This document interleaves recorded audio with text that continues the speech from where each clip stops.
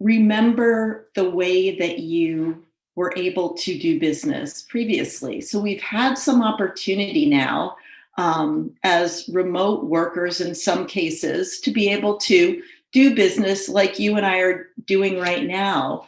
So remember what worked for you in that, and remember what didn't work for you in that, and focus. So searching for a job during the pandemic, in many ways, we need to think about it as business as usual.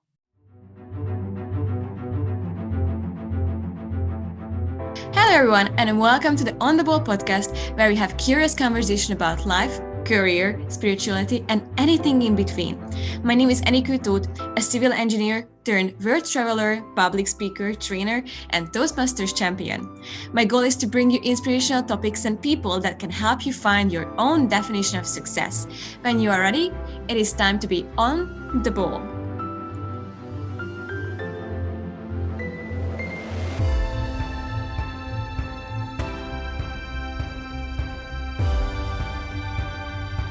This podcast will be truly inspiring for you and probably for many people you know. So please share the link of the podcast with them. Also, a quick reminder, hit the subscribe and love buttons to get notified about the upcoming episodes. Then share a rating and a review if you like what you are listening to. My guest for today is a global talent management leader with 20 plus year experience in aerospace, supply chain, biomedical engineering, and many other industries. Suzanne Moore-Parzyck is a strategic HR leader who builds winning teams and partners effectively with executive teams to design, create, and leverage a world-class, high-performing culture focused on accountability and continuous employee engagement. Her skills lie in succession planning, team building, leadership development, and talent management. However, her greatest passion is to help people through the transitioning stage of their career. Let it be due to laying off or just trying to get the very first job after university. Her goal is to help people make the right move, put together a great resume, prepare for an interview, and then negotiate the offer while building self-confidence. Therefore, our topic for today is the key elements of nailing a job during the pandemic. Suzanne will share her knowledge with us on finding our true calling and making a killer application for a new job. I believe this episode will be helpful for so many, and I cannot wait to get started.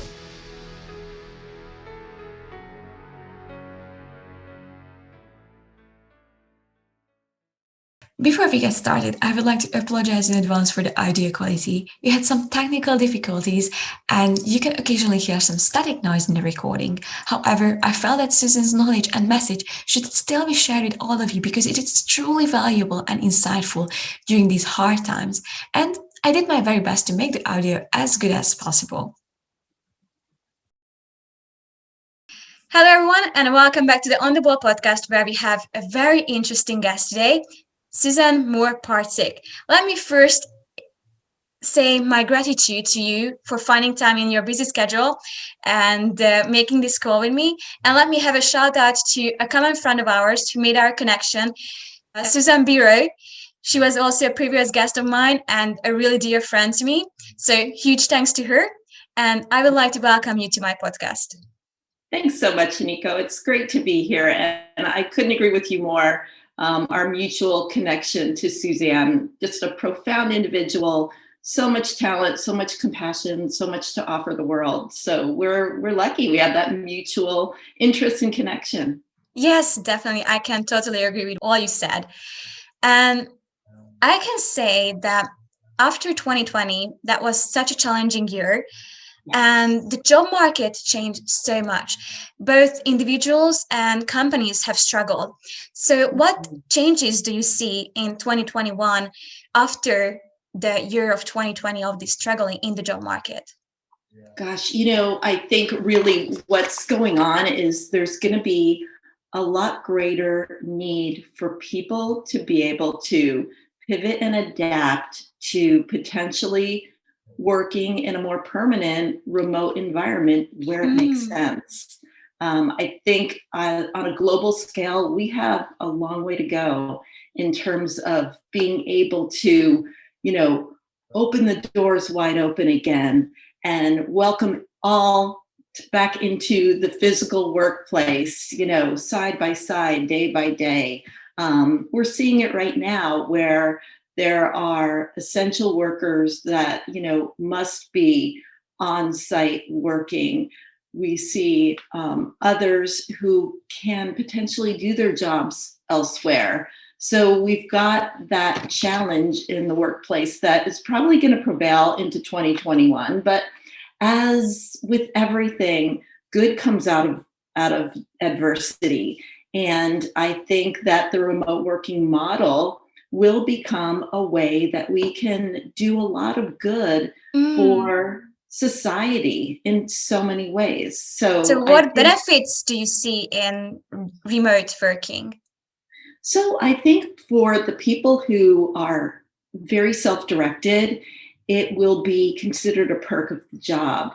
And some people are even more productive when they can be working in their home environment. They can have that work-life balance, give 110% to their job as they did before, but still then be able to, turn off the computer, walk out of their home office and into their personal life, and be able to do that without the 2-hour commute, without the stress of that. So there'll be those benefits. I think also the benefits to the environment, right? With fewer Yeah. people on the road, if you think about that.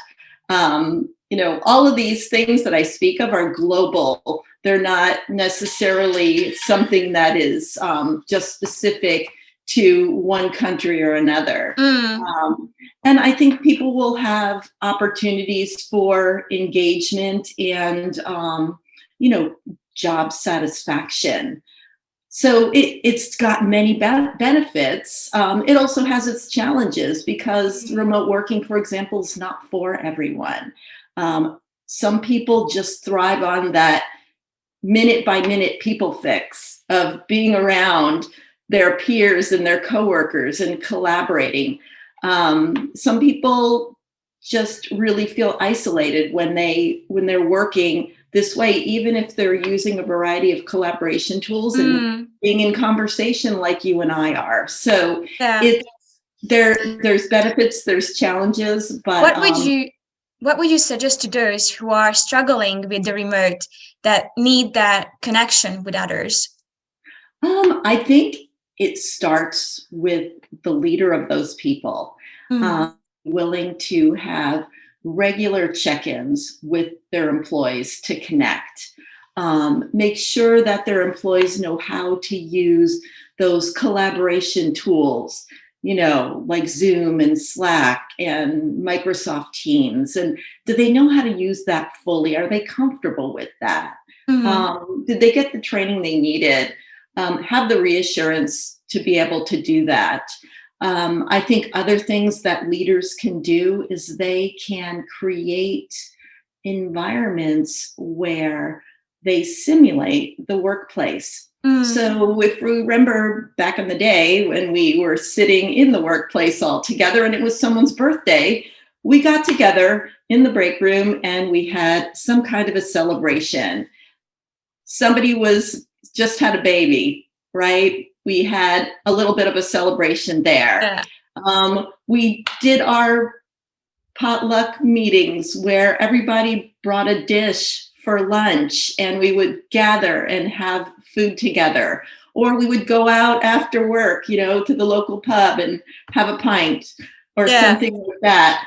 We're not doing that anymore. However, we can simulate those. And I have done that in numerous situations with peers just to keep that going. And it helps us also in our personal life to be able to think about, okay, you know what? I can't get together with my family because of this situation. I can't travel across the country, but I can get on a Zoom call and we can feel very connected for a period of time. So I think it's really changing the way we think about connection and leveraging that while we may feel alone, we're actually not alone. Very true. I'm actually not a huge technology fan, but I'm truly grateful all these connection platforms like Zoom and Twine, even sometimes WhatsApp and Messenger, because Right. that gives us a possibility to connect throughout continents and throughout countries, and we still can have the feeling that we are together if we have deep conversations. So in that sense, I'm truly grateful for all these platforms, and when we know how to use it, then we are not that far apart. So you are sitting somewhere in California, and I'm sitting somewhere in the Netherlands, and it seems like we are sitting across the table, which is crazy. It is. It is. And who would have ever known, 10 years ago that we could do something like this at our computers, no less. I mean, two-way video conferencing was coming up to speed. There were evolving evolutions of it. I remember when I was working in biomedical engineering and we had a master's program online via two-way video conferencing, and there were days when it was really clunky, and then we got a new system and it got even better. And now during this pandemic, we're sitting across the screen with one another. I've been in a global role now for a very long time, and I spend much of my days on the phone. And with a recent merger with the company that I recently left, we were able to do business via two-way video conferencing. And the merger happened right at that time of the pandemic. So we did not all get to meet in person, but without that connection like you and I have right now, we could not have as quickly built the relationships and the ability to work together as we did without it. That's very true. So do you have any techniques on how to build connections over Zoom call and make all these happen? Absolutely. I think, we're sitting in our homes now. We're not sitting in the office. So I think to be able to talk a little bit about, how are things going at home? How are you doing? Tell me a little bit about, how your work day's going and how you're adapting to, working from home. Just really acknowledging that we're not in the workspace, but we're in our new workspace of working from home, which depending on the situation can be pretty good. Like you and I are pretty fortunate that we have spaces that lend themselves to a professional environment. Other people are, sitting at their kitchen table with the kitchen sink in the background and, the coffee maker or the tea maker going, the dog barking and, kids running in and out of the room. So I think we have to give each other a little bit more grace for that. But I think we need to acknowledge the personal life human element as well as the professional life human element in this new environment. Very, very true. We can never know what to expect, what happens in the background, right? Exactly. I can tell you right now, at any time, if the Amazon truck pulls up to my front door, you might hear my little dog Peanut barking because that's what she does. So, she's part of the environment. Exactly. So good. So far we have been talking about the lucky people who managed to keep their jobs during the pandemic. There were, however, so many that had to be laid off and they are now searching for a job. What would you tell them? How would you give them some inspiration? What to do?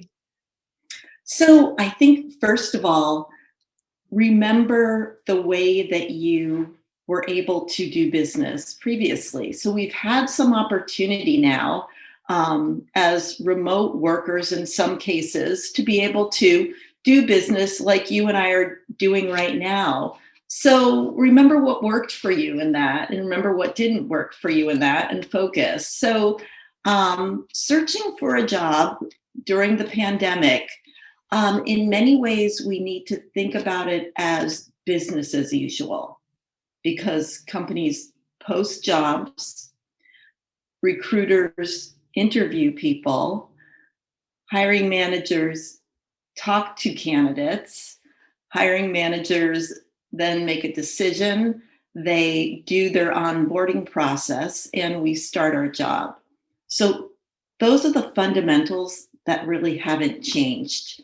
What has changed is how the interview process goes. It's probably going to be much like this. So you're speaking to the recruiter on screen. Do you look like you just rolled out of bed?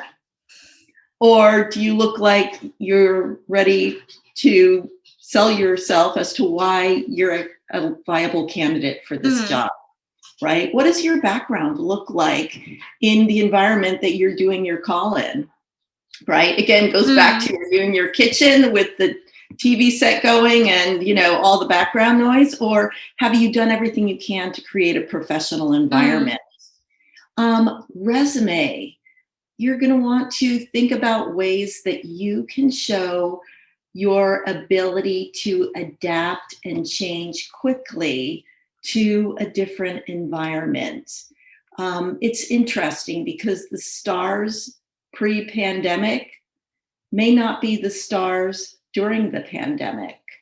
The people that you least expected might be the people that are, for example, perhaps most tech savvy. Maybe they came up with the most creative ideas for how do we rebuild our workplace during this environment. Maybe they were the unintentional leaders. But if these are some of your stories, and I speak to you as universal you, if these are some of your stories, make sure that they show up in your resume. Make sure they show up in your conversation with the recruiter, because we hear this word all the time, and at some point we may get sick of it, and we're going to say it's overused, but the word pivot, I hear that constantly. We need to be able to pivot. It's not business as usual. It's business very much as unusual. Yes. And how do we adapt to that? How do we change? Telling those stories. So the point being that we really want to make sure that we pivot, right? We change, we adapt. And how do we adapt to our new environment? That goes too for essential workers, no matter what industry they're in. These are the people that actually show up at the workplace every day, and they're in that physical environment. How are they adapting? How are they getting creative? Are they waiting for management to come up with all the ideas to keep the environment safe and engaging, or are they stepping up and leading as well? So there's so much adaptation that's needed to happen regardless of industry, regardless of what you do. So highlight those stories. So where and how can we highlight it? Should it be in the motivation letter? Should it be in the CV itself? And should it be under the description of a job or like an experience? Where shall it be? I would say, first of all, your resume is your ticket for an interview. So you want to have those things show up in your resume. I would also say they need to show up in your conversations. Today and in this environment, networking is even more important than it ever was before. Leverage your network. Get on your LinkedIn, look and see who are your connections that can help you get that next job, and get on a Zoom call with them.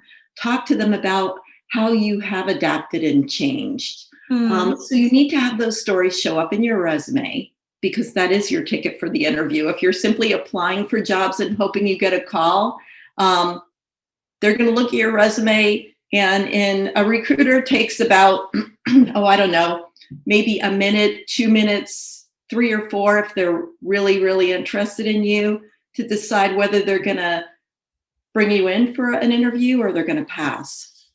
So start there, but then have your stories ready as well.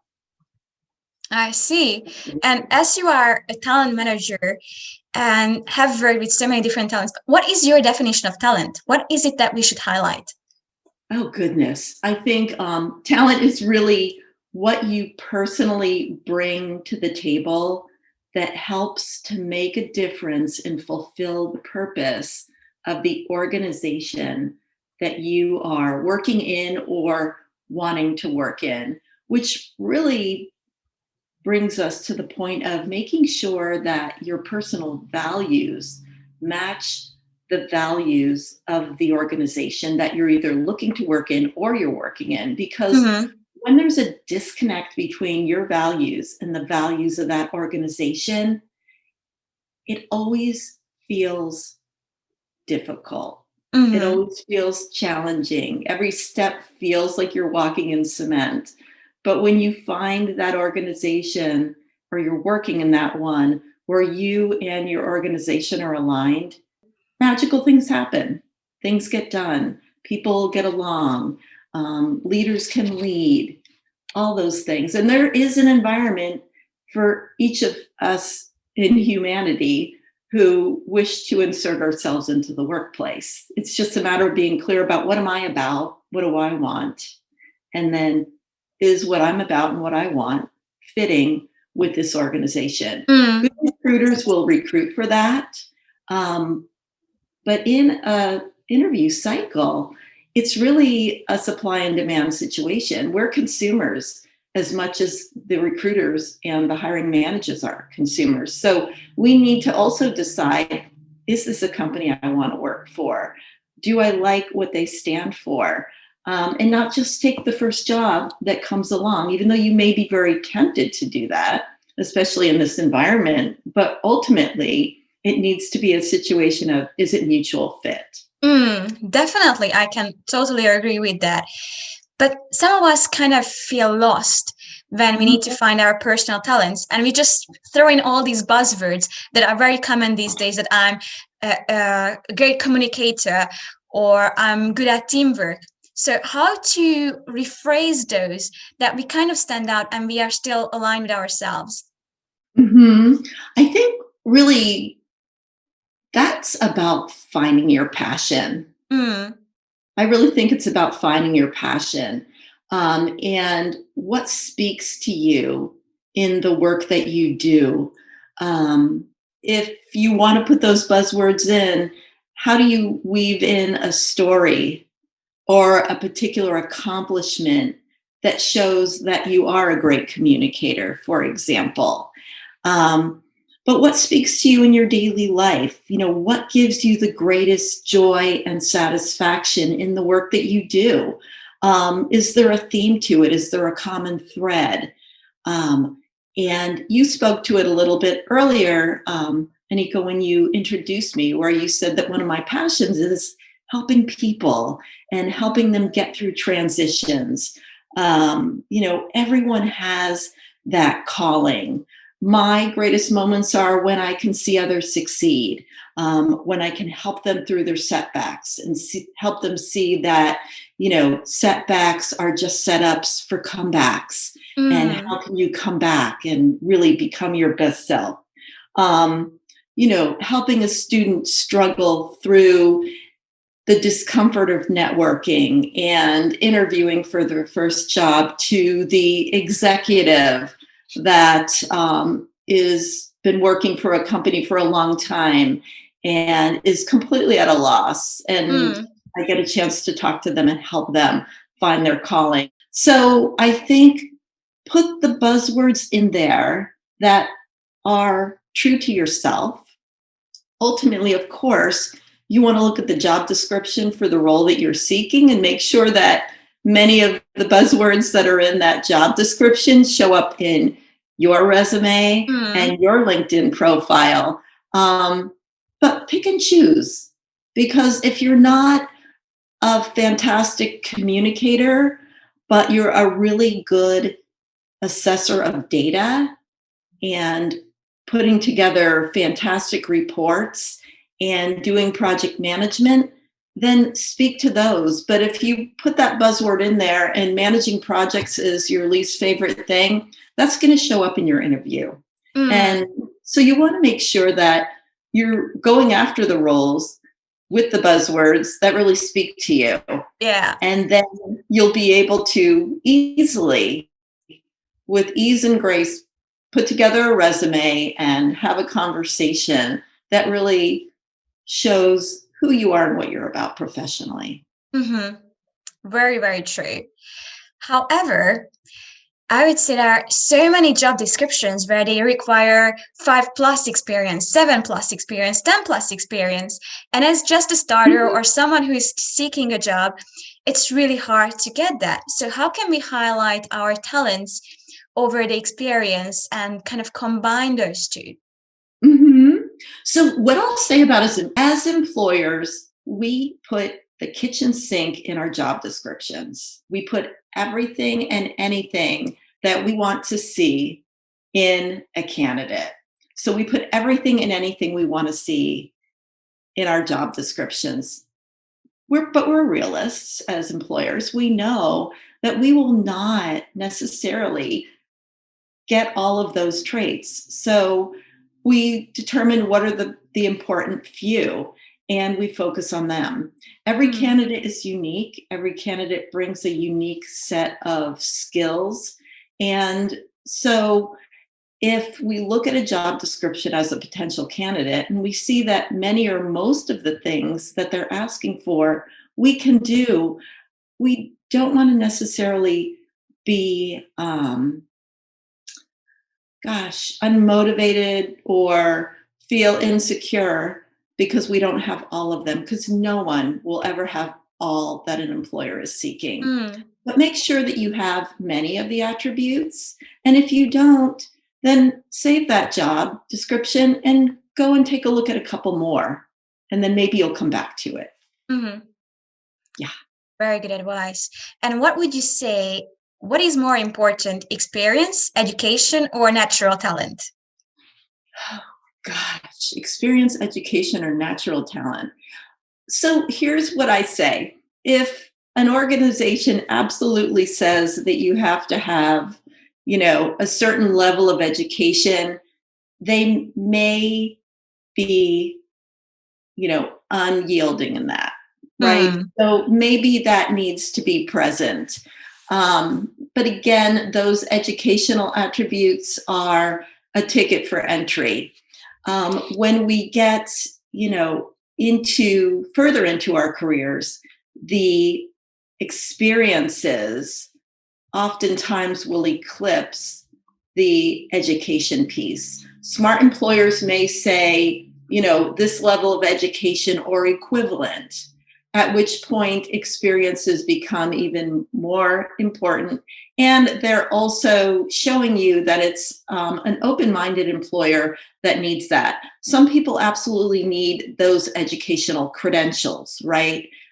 If, you're a physician going into a surgery center, you need to have some credentials, but you don't necessarily, it can be a combination. So what I would say to that, Eniko, is you want to have your resume highlight experiences you've had and the results that have come as a result of those experiences. And that's where you're going to be able to highlight that. But look for matches. Look for matches to your skills, what they're looking for, and what you want. And that combination will help. But if we mention for each position or each experience what results and we have gained and what did we do in that job, our resume quickly becomes so long. So what to do then? How to pick the right one? Absolutely. We have to sit down and really write experiences that we've had. And you may have several versions of your resume. If you're looking for a leadership position, you might have a leadership focused resume. If you're looking for an individual contributor type of a role, you might lift experiences out of that are experiences focused on individual. Talk a lot with people early on in their career, and they are often very concerned about having a lack of experience. And to that I say, actually, I would challenge you to think through that differently. And I encourage them to think about what has been their life experience? What has been a challenge that they've overcome? And it's made them a stronger person. What classes have they taken, at whatever level of education that they've attained so far? Have they worked in a team environment? Have they led a team in their educational environment? Have they solved a problem for a prospective employer in an internship project? Have they had internships that we have in life that can help us build our resume when we're early in our career? So we don't need to think that 5 to 7 years of experience translates to I've been, a mechanical engineer for 5 to 7 years, but maybe I've in university and I've worked on some amazing projects Mm, and I've helped to build something that may be something that's used in the future. mm-hmm. So that's what I would say is really look at experiences richly, but in your resume to round out the question, pick those experiences for that particular job that really speak to what that job's looking for. Mm-hmm. So you may have multiple versions of your resume. Yeah, that makes a lot of sense. I Mhm. think that many people do say that, but no one really understands why it has to be like that. But Yep, not, yeah, because of the different roles and different positions, different experiences has to be highlighted. But absolutely. then why is it that it's so hard to switch in between industries? Because we had an experience in one field and now we would like to try ourselves in a new one. And maybe even now during the pandemic, we cannot even find a job in our industry. So we need to Right. think outside the box. We need to find Mhm. something that is not relevant to our background, our education, our experiences. So how to make that connection? You had so many different industries. So how did you do it? So I looked at, I guess one thing that I'm very fortunate in the work that I do is that my skills are portable across industries. So talent management, in the form of succession planning, hiring, onboarding, leadership development, executive coaching, team building, those are things that are needed across industries. So I'm fortunate to be in a profession that transcends industries. Hmm. And because of that, I've been quite fortunate. The work that you did pre-pandemic is no longer available at this time, and you need to find something in a different industry or even flip to a completely different line of work. All is not lost. There is definitely hope. And here's where we have to sit and just be still for a while and look at what have been my experiences in the job that I was doing pre-pandemic that I have now lost, and I'm mourning the loss of that job. And at the same time, what skills did I acquire? What Mm, experience did I have? And how can that translate into another industry? So, for example, um, there are many who were working in the aerospace industry, for example, maybe doing distribution and supply chain management. Things are moving much slower than they were before. And while they're not laying off everyone, many are being furloughed and they don't know when they're going to come back. mm, Well, gosh, I could translate those skills to managing in a warehouse in a different environment. And cruises aren't happening right now. People can't wait to get back on vacation, but that's not a reality. That person has a set of skills that they can use. They have computer skills, they have the ability to solve problems, options for customers, they have the ability to put a customer at ease. All of that is possible in the job that they did, and those are skills that they can translate mm, into other opportunities. I think we just have to be open-minded, just as we needed to think about how can I translate the work that I'm doing, pre-pandemic and still do it in this online environment. Case in point, pre-pandemic, I was going to be doing some team building for an executive team that was newly forming. And it was really critical pre-pandemic that we get everyone together in the same room so that they could connect, so we could go out to dinner together, Yes. so that we could stay up late at night and talk and get up early in the morning and have a cup of coffee or a cup of tea together. Well, that all went away, but this team was still forming, a global team. So I brought the team together in this exact environment that you and I are in, Eniko, and we went through a series of activities and experiences to build trust, to learn how to move through conflict, how to gain commitment, how to hold one another accountable in this online environment and be together. Magic happened. And the team learned and the team made connections and they got closer together. No, they didn't get to go out to dinner. No, they didn't get a chance to give each other a high five or a hug at the end. But there was still the emotional connection that was able to happen during this time of team building. And through merely facilitating those conversations, I was able to see a change over the course of multiple 2-hour sessions and see a change in the team and the ability to know one another better and start off on the right foot. Yeah, So, wow. That's different way of team building, isn't it?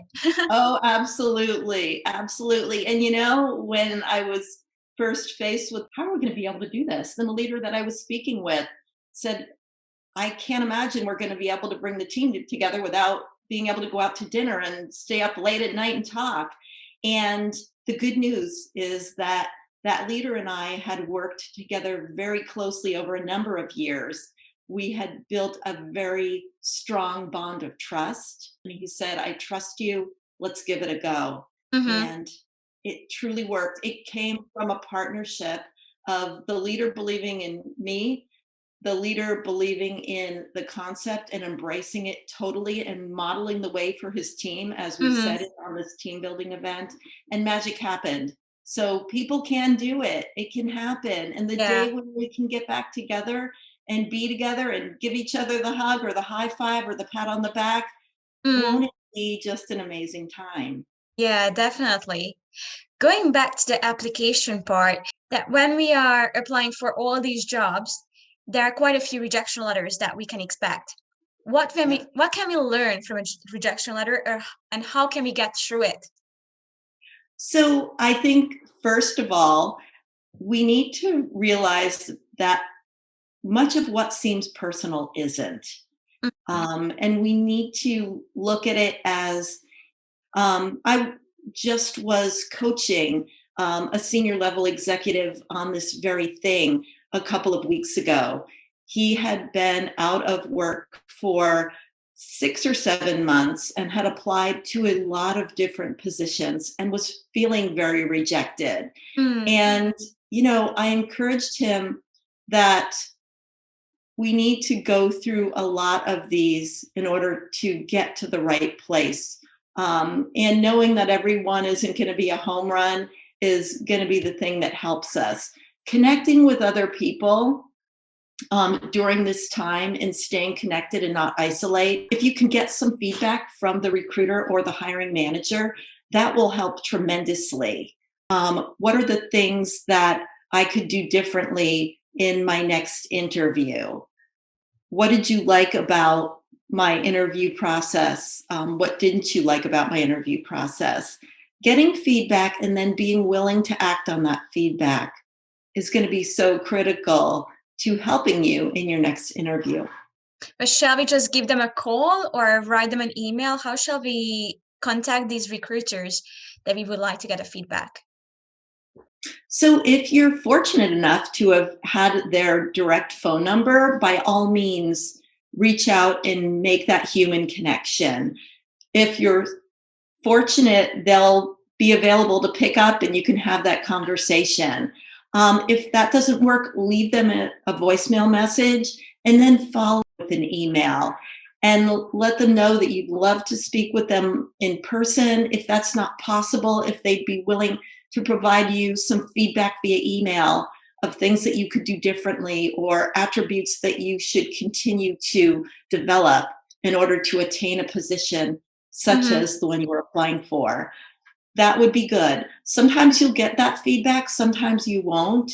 But go back and reflect on what you did that you thought you did well and what you think you could do differently. Mm. Also, have someone who is, your advocate, your best friend, maybe it's your coach, maybe it's, a former coworker, and have somebody that you can bounce ideas off and share those stories with. When my senior executive colleague reached out to me, he had had multiple rejections already. And I said to him, I would have loved to have been, a part of your journey sooner. When he had another interview, I gave him some ideas as to how he might manage that. When he got an offer, I gave him some ideas, and just making that human connection with somebody who has the empathy to help you see it through, who has the skill set to help you see it through. Don't go it alone, I Mm-hmm. guess, and look for that feedback because that's how we grow. Yes, and together with someone else next to us, it's just so much easier to tackle all those challenges, I would say. And Absolutely. if we have gone through all this process and we did get an exception letter and now we are invited to an interview, what is the next step? How to prepare for an interview? Absolutely. So, what I do and what I recommend to do is look closely at the job description. And oftentimes, what I'll do is I will create a table and I will put on in the left hand column the skill sets that the company is looking for. And in the right hand column, I will itemize my experiences, specific career examples where I can itemize how I can demonstrate that I am a great communicator, or how I can demonstrate that I have great strength in project management, Mm-hmm. or leading teams, or managing negotiations. Mm-hmm. Whatever is on that job description, they're probably going to be asking you questions about. So have that at hand and be very clear about your experiences that led to that. So it's Mm-hmm. all about matching up what you're about to what they want so that they want you over Mm-hmm. another candidate. And well, what was the question that I had in mind? Yes, it's a very common question to receive from recruiters. What are your strengths and what are your weaknesses? And many people just say, I don't have any weaknesses, and that's a negative sign. But how can we say our weaknesses nicely that they actually show off as either being self-aware or being part of this community, that we are aware of what we need to improve on? How to do that well? Yes. The reality is, as long as we are humans walking the earth, none of us is perfect. So I think we need to model a little bit of, show a little humility here. And, we've probably gotten feedback about things that we aren't ultimately good at. So let's say, for example, that a person has been told that they're, not the best communicator in writing, for example. Mm-hmm. So they could say, you know, I have been given feedback at times that I need to improve my written communication. And what I do to manage that is that I read through my communication several times before I send it off. But it's not only saying what your weakness might be, but how you take that weakness and you either manage it or turn it into a strength. Mm. That's the best way, in my opinion, to manage that because we all have our weaknesses. When we get to an interview, many of us are so nervous. We really want to nail that job. Yeah. How can we build our self-confidence to get that job, not to be so nervous and not to be so afraid? So start out by believing that you can do the job. Start out by imagining yourself already in the job. Focus on what you can do versus what you can't do. Talk to someone who truly believes in you. My daughter always calls me before she goes on an interview. And she does that for a couple reasons. Number one, I'm her mom and I believe in her unconditionally. Number two, I will give her the pep talk and I will remind her of the things that make her great and encourage her to bring her best self to the interview. So I think it starts with that mental preparation, right? Believing I can do this job. Then there's the physical, right? Dress for the part. Dress for the part and look like you are ready to be in this role. So Mhm. show up like you're prepared. Show up with confidence, even though you might be shaking in your boots, because you might be, right? Yeah. Also, I would say as well, don't just roll out of bed, get ready, look fabulous, but not having spoken a word yet this morning. Mm. If you're by yourself, talk to yourself in the mirror, get your voice warmed up a little so that you're ready for the conversation. If you're fortunate enough to be able to go into a workplace for the physical interview, have a conversation in the car, turn on your music, sing at the top of your lungs, have a great time. But look at it as I'm going to go in there, I'm going to have fun, I'm going to nail this interview. They're going to like me and do it with humility. So have that sense of balanced confidence and humility, because that's one thing I absolutely love to see in a candidate is that confidence with humility. How can we do that? So, what is the level of humility that we should show, and what is the level of confidence? So it's definitely a balance. You want to be able to tell stories of what you know. You want to show up looking your best. You want to be willing to talk about things that you still need to develop and commit to those.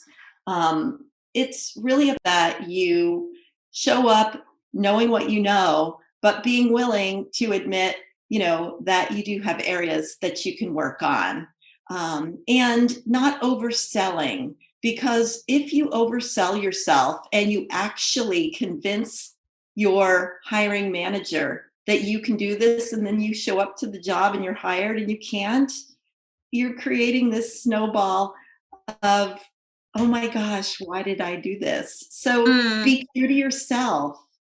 Be true to yourself and what your skill sets are and what you can do and what you want to do. And then you will show up your best self.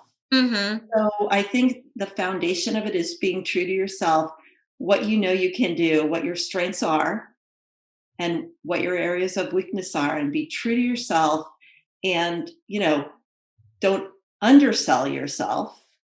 At the same time, don't oversell yourself. Mm-hmm. Yeah, that could be challenging. So, Mhm.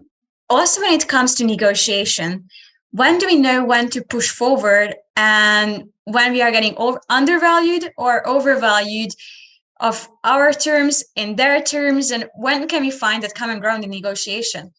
Sure, absolutely. Well, I think it starts with thinking about what are things that you absolutely are not willing to budge on. Is the ability to work a 980 work week absolutely non-negotiable to you? Or are you okay with, working 24/7? Is that important to you? Is it not important to you? What are the things that are most important to you? Is the salary that they're offering, is that the thing that is the thing you want to negotiate on? Or are you wanting more vacation time than they are providing? You have to think about what is most important. Is the job opportunity such a wonderful fit that you're willing to take a little bit less money to have something that is highly satisfying versus having a job offer that's, exceeds your expectations on salary, but if you really think about it, you just know you're going to be miserable. Mm. So is it really worth it? But think about those things that you most want to negotiate on and then make those the things. So, for example, you may have a conversation with the recruiter and, who typically is the person that puts the offer out there, although sometimes it's the hiring manager. You could say, I love the 980 work week. I feel like your benefits package is so generous. So you're highlighting the things that you like about the job. And I think the opportunity is fantastic. It fits really well. I would love to see if there's some room to negotiate on salary. Mm-hmm. The recruiter will often say, well, what are you looking for there? And you can say, well, given my skills and years of experience, I feel like I should be at this amount. Mm-hmm. And the hiring How manager, much of a difference can we go with? gosh, Don't shoot for the stars, I guess, but right. I think you have to be realistic. So you might want to do some homework and look at what are other similar positions in industry paying? What's the range there? Glassdoor is a pretty universal and a very good website that will often have reportings of salaries that people have true. actually done the job do. So be realistic about that. So you want to ask for something that is reasonable. I wouldn't, ask for an outrageous amount of difference. I think somewhere in the 5 to 10% differential might be honest and a reasonable place to start. The other thing you might consider doing is if they're not willing to budge on salary, are they willing to consider a sign-on bonus of sorts? That might be something that they could do there, but they may not be able to do on the salary. So they maybe would be willing to do a sign-on bonus. Or perhaps it's a job that offers stock options. Are they willing to provide a certain percentage more of stock options? Would they be willing to allow you to work from home 1 or 2 days a week? So that maybe that helps to manage your expectations. But asking is free. So if we're not feeling 100% good about the offer, we should ask. We should be willing to ask. And the worst that they can say is no. They're certainly not going to immediately retract the offer. Yeah, I think that's what most people are afraid of, that if I ask and are there to ask for more, then they're going to choose someone else over me. Right. Chances are if they made the offer to you, they only made the offer to you. So be realistic about what you ask for, because I've had candidates that we have really wanted in an organization, and when they were really high maintenance in the offer process, that often translates to being high maintenance as an employee once you're on board. So don't be the high maintenance candidate.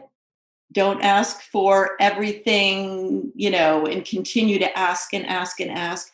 Be very clear about the one or maybe two things that are most important to you to negotiate on Mm, and go for those. And then see where that lands. And then the ball's in your court. You can accept the offer as stands because they're not willing to budge.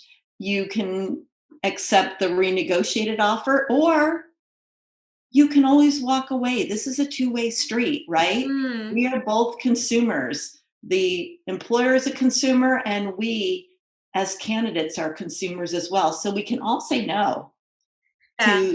to the situation and walk away if it doesn't feel right. There's always the right fit. My father always says that whenever you are at a job interview, you are negotiating your time for money, and Yep. it's your decision that how much you give your time for.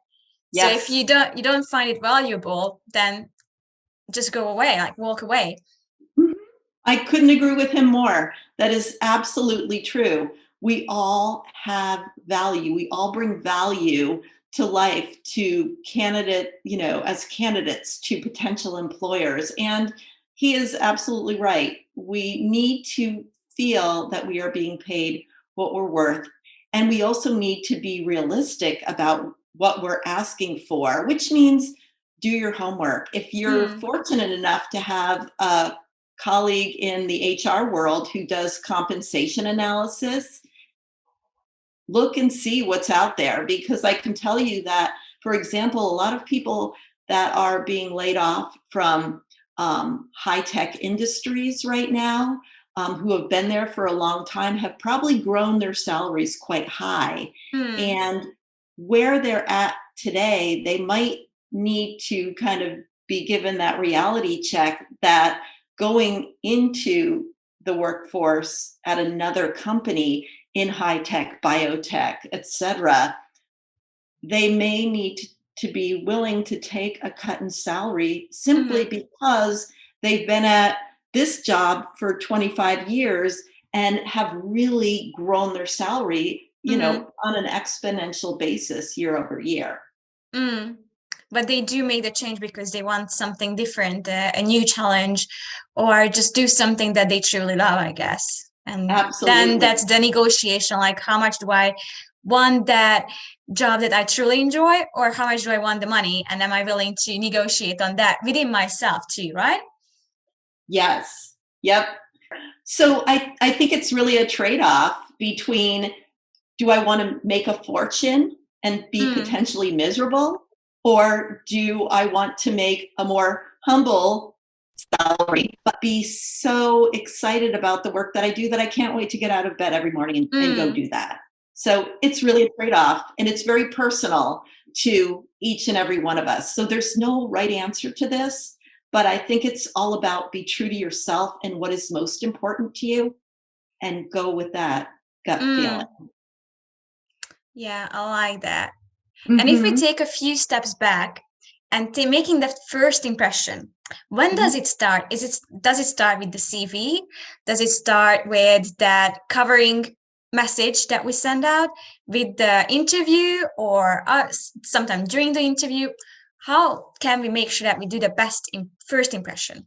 It probably starts with your LinkedIn online profile. So I think your online presence is probably some place to start, and realize that my online presence with my professional profile is something that is seen possibly and never acted upon for an interview. So make sure that's looking pretty good. Your profile picture is good. Your profile is up to date.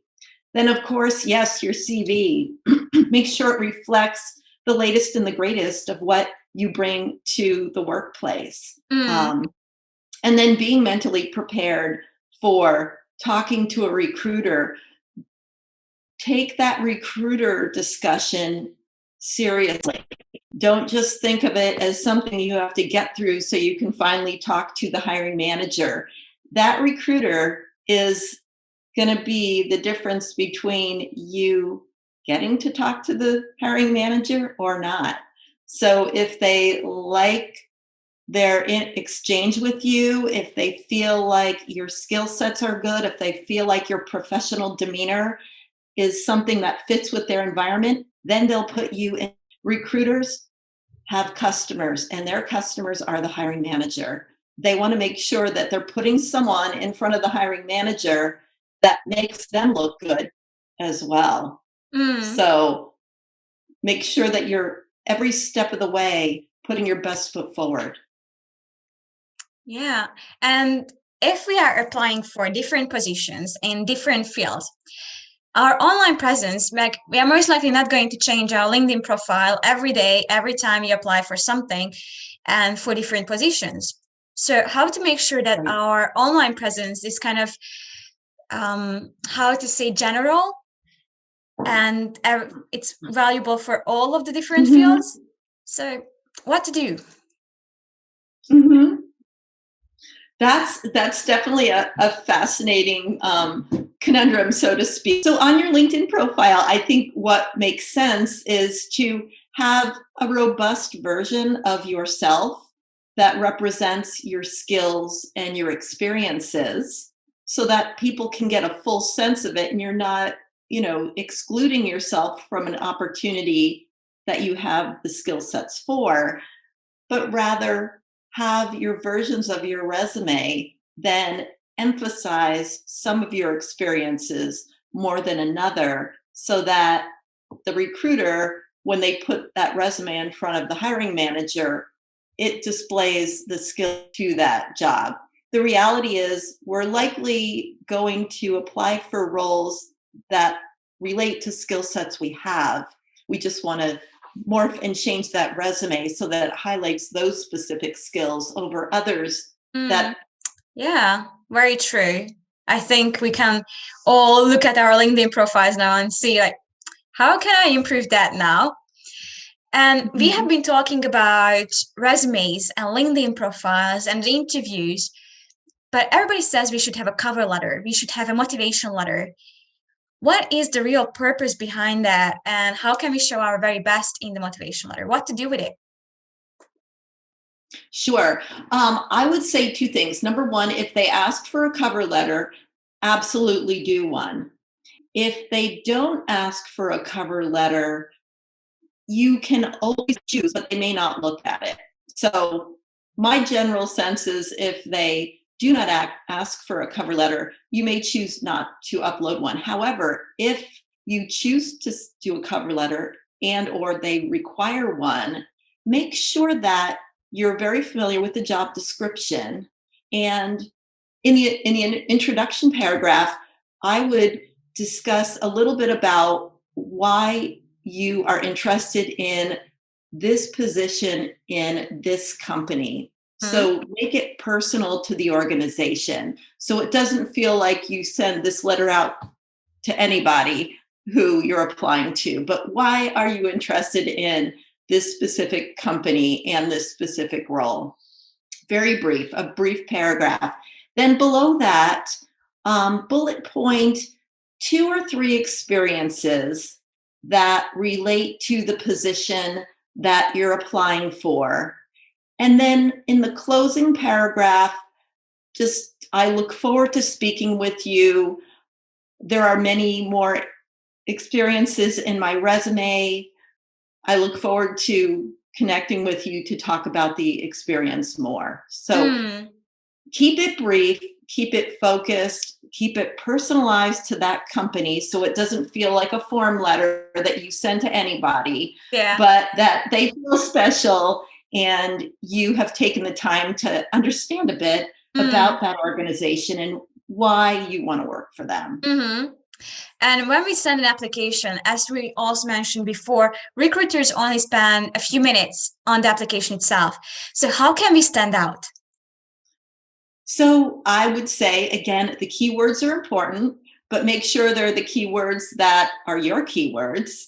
So they're skill sets that you possess, and make sure that you are succinct in your language. It's not the time to write paragraphs in your resume. Your resume should just be really key bullet points of experiences, results, experience, result, experience, result.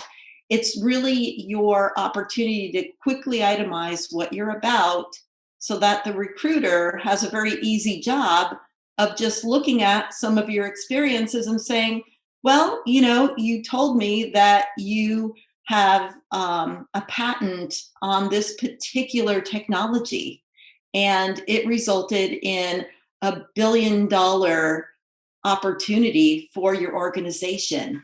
Tell me about that. How did you create the technology? How did you gain the advocacy for it? And how did you bring it to market?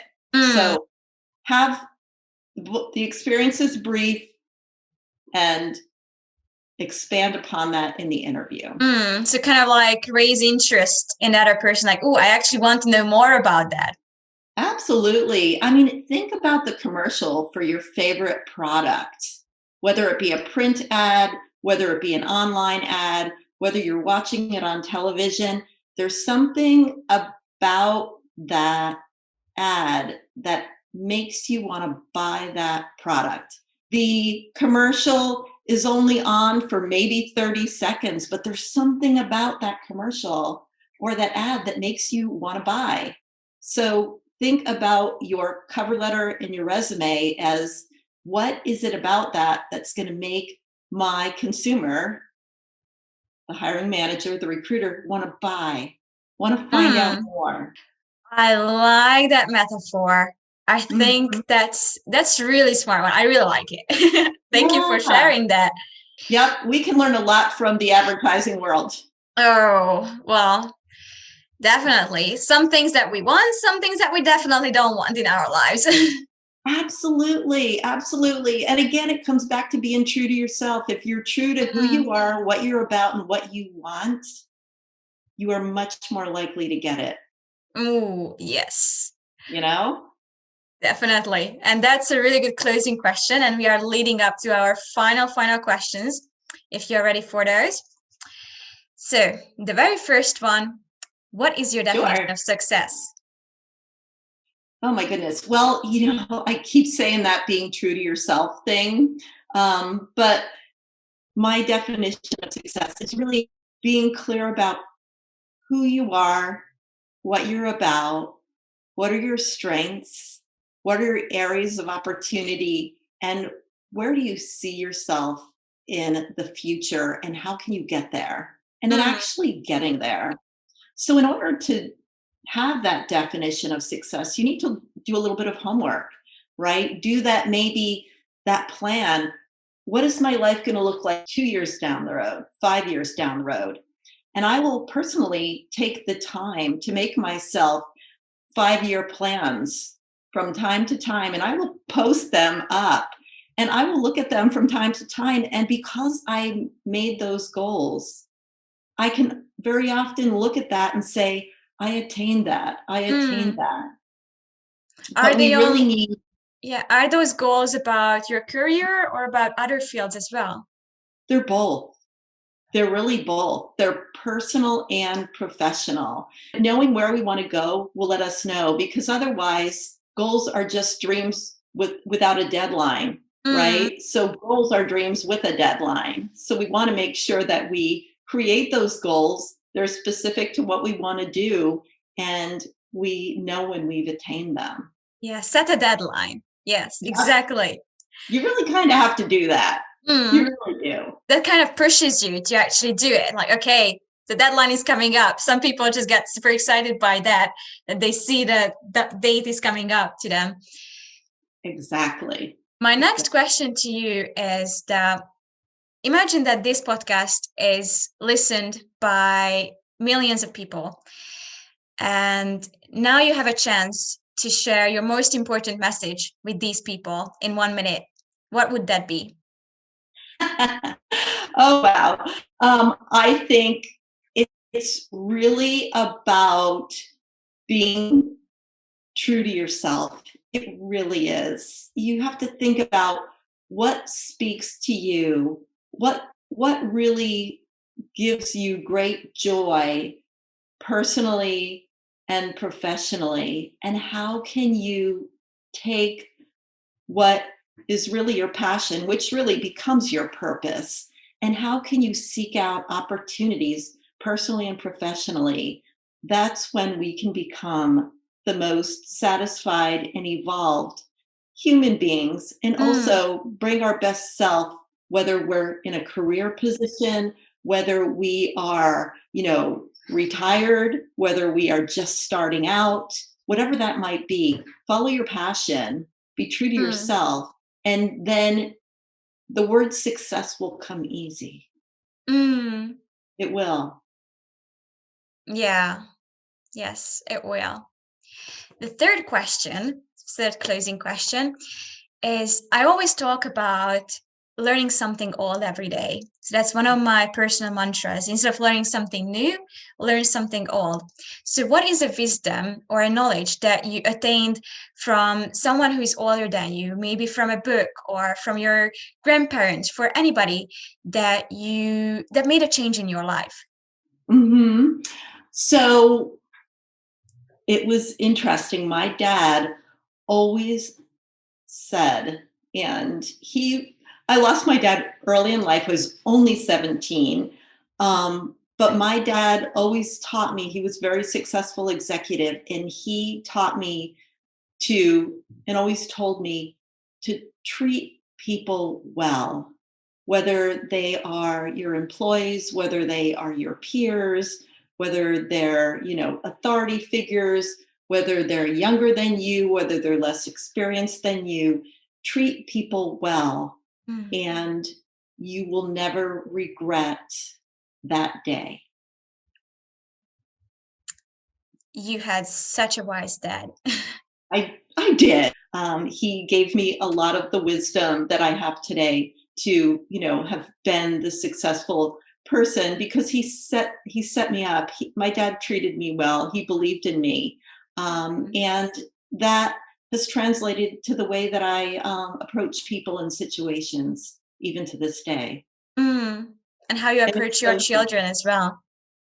Yes, absolutely, absolutely. Yes, helping them to be the best version of themselves is really kind of where I sit in, my experiences and my interactions with Mm. my grown children who, I now see as a mentor to them, and they come to me for wisdom and experience. And, I know that we all have that wisdom and experience within us. Mm. We just need someone to believe in us and draw that out. Yeah, open the doors, open the windows, and let it just shine. Every day we need to rise and Mm. shine. Yes, absolutely. And the very last question is that you work with many people Mhm. and you help so many to make the best applications, get their resume right, and just get the job that they truly want, find their true calling. And they probably ask many questions from you, Mhm. probably the same questions over and over again. So, what is a question that hardly get asked from you, but you think is really important? What's a question that hardly gets asked that I think is most important? Um, hmm. It might be something around how do I take my setbacks and turn them into comebacks? Mm-hmm. Because oftentimes people only want to focus on what they do well. And if they have a setback, they want to walk away from that and go find something else. But through all the setbacks that we have in life, there's always something to be learned. Mm-hmm. So think about that setback, as painful as it might be. And what did I learn from that? How can I be a better person as a result of this? How can I show up differently? How can I change the way that I approach my work, how I approach my job, how I approach my life as a result of this? How can I perhaps prevent this from happening again? What part did I play in it? What Mm. part did others play in it? How can I avoid maybe the circumstances that I was in? that created this setback. But always use your setbacks as ways to create comebacks, and you'll grow. Yes, I love those words. And I think so many people can learn from what you shared with us today and from your knowledge. I think many of our listeners are going to go and try to find their true callings now and apply for those jobs, even though if they were afraid of it, they were not ready for it. Now they have a chance to take that next step. So I believe that you have helped so many with this interview. And I truly thank you for your time getting through all these difficulties with the technology. We did manage, we did get to the end, and I'm We just truly did. grateful. Absolutely. And I'm grateful too, Eniko. This is wonderful work that you're doing and really helping to bring messages to people in a way that's, conversational, aspirational. And I've had the privilege of listening to a couple of your other podcasts, and the ability that you have to draw people out to help them help other people. And isn't that really why we were put on this earth? Yes. I mean, our greatest moments are when we're making a difference in someone else's life. Thank you for all that you do to help make a difference in others' lives by putting these podcasts out. Thank you. I love sharing the knowledge of others. I think that's sharing the knowledge of everyone in the world. That's one of the most important things that we can do. Absolutely. So you're a great miner of knowledge and mining that knowledge out of people and helping put it into a story.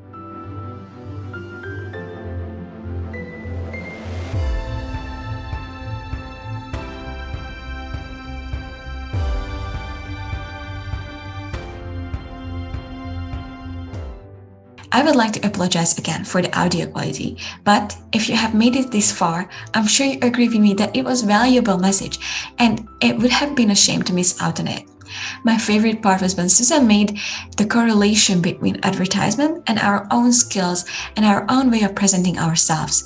We just need to raise interest with our application and not try to squeeze everything into this small piece of paper. What was your favorite take on this episode? Let me know in the comments. Also, if you have any questions to me or to Suzanne, feel free to send me a message on social media. You can find me on Facebook and Instagram, or send me an email on ontheballwitheniko@gmail.com. If you have any guest suggestions or you would like to hear from a specific expert on a specific topic, share that with me as well, and I will do my very best to fulfill your suggestions. If you found this episode motivating, make sure that you share it with others and text this to your friend right now who you think would be inspired by this story. The best way to live a happy and fulfilled life is to serve others. So share this episode with people you care about. It has no cost, but will elevate them and make their lives even better. If this is your first time here, click that love and subscribe buttons and make sure that you leave a rating and review. I would love to hear your thoughts and feedback on how this message lifted you up, brought you a change into your life. I would also love to hear your own definition of success. I'm so grateful for your support, sending love and great health to you all. And now it is time for you to be on the ball.